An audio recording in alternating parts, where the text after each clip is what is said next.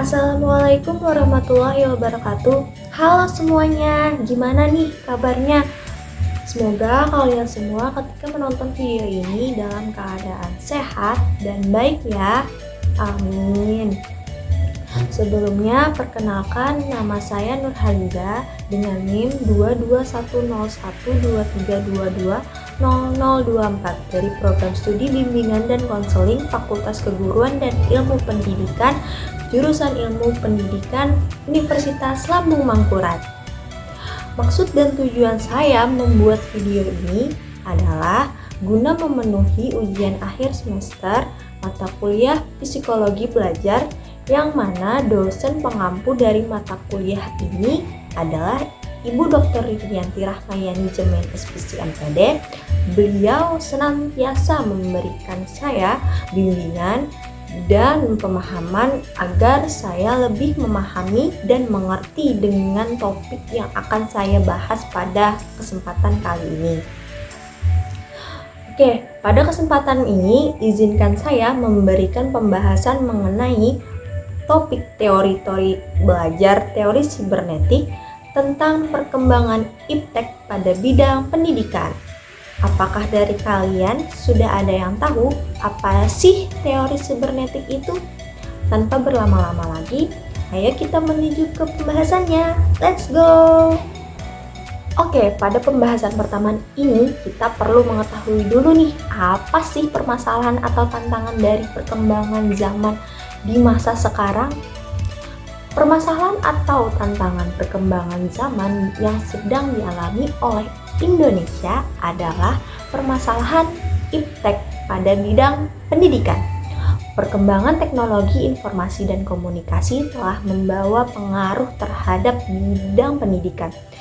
Dalam proses pembelajarannya, adanya internet memungkinkan kita untuk belajar kapan dan gimana saja dengan lingkup yang sangat luas, misalnya dengan fasilitas email, chatting, e-book, e-library, dan sebagainya. Namun, pada kenyataannya, penerapan iptek dalam bidang pendidikan di Indonesia masih dalam tahap awal dan masih belum termanfaatkan secara maksimal. Ini disebabkan oleh belum meratanya infrastruktur yang mendukung penerapan teknologi di seluruh sekolah di Indonesia dan adanya ketidaksiapan sumber daya manusia atau SDM dalam mendukung penerapannya di sekolah-sekolah. Ini merujuk pula pada pengertian dari teori belajar sibernetik, yaitu teori belajar ini menekankan pada proses penerimaan informasi. Pemrosesan informasi mengacu kepada cara-cara orang menangani rangsangan dari lingkungan, mengorganisasi data, melihat masalah, mengembangkan konsep, dan memecahkan masalahnya. Iptek sendiri berasal dari singkatan ilmu pengetahuan dan teknologi. Seiring dengan perkembangan zaman, ilmu pengetahuan dan teknologi semakin canggih dan mendukung terciptanya teknologi-teknologi baru. Kemajuan teknologi telah mempengaruhi kehidupan ini dan tidak bisa dihindari karena iptek memberikan banyak manfaat dan memudahkan pekerjaan. Selain itu, faktor-faktor yang mempengaruhi perkembangan iptek adalah peningkatan pembangunan, rasa tidak cepat puas para pengguna, tren atau lifestyle, rasa ingin tahu yang tinggi akan sesuatu yang terjadi di belahan dunia, tuntutan pekerjaan, tuntutan pendidikan, dan kemudahan yang diperoleh dari pengguna teknologi itu sendiri.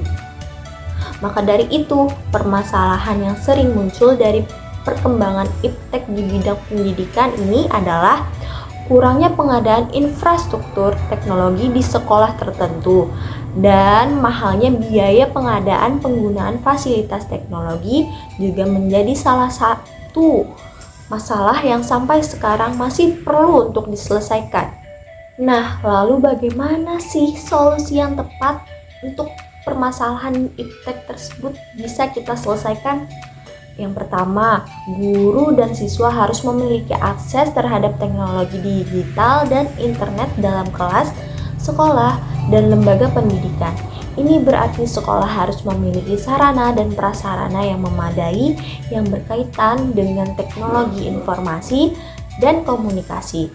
seperti tersedianya komputer atau laptop, jaringan internet, laboratorium komputer, peralatan multimedia seperti CD, DVD, dan infocus.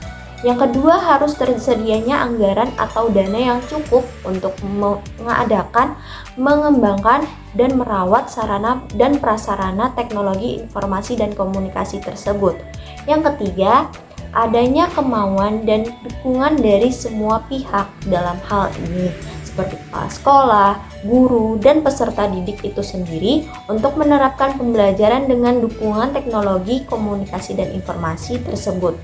Selain itu, guru BK memiliki peran yang sangat diperlukan dan sangat penting dalam mengarahkan siswa dalam memberikan bantuan kepada siswa menuju proses kematangannya, terutama dalam penggunaan iptek.